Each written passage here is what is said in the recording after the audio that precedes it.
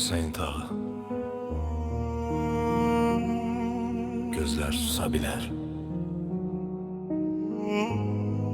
amma vətən heç vaxt.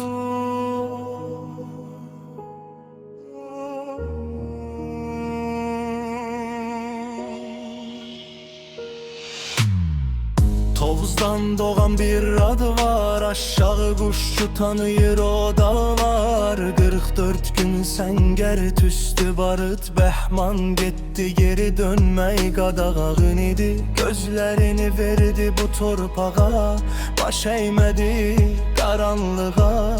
Görməz gözlər ayıq vicdan, bu addır indi bir dastan. Qaranlığı düşdü yoluna, amma ışık oldu adına.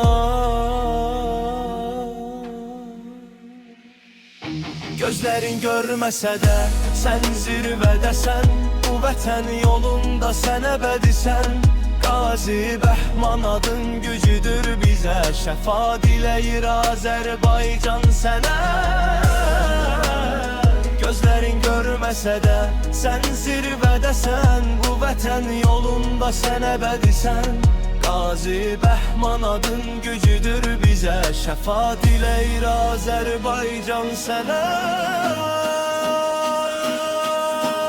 Bayraq enməz, qan yerdə qalmaz, bu torpaq igidini heç vaxt unutmaz.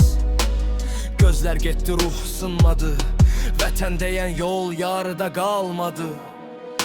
Səngər danışır sənin yerinə, torpaq şahiddir bu qeyrətinə. Görmürsən bəlkə bu sabahı sən, amma sən yazdın azad sabahı vətən.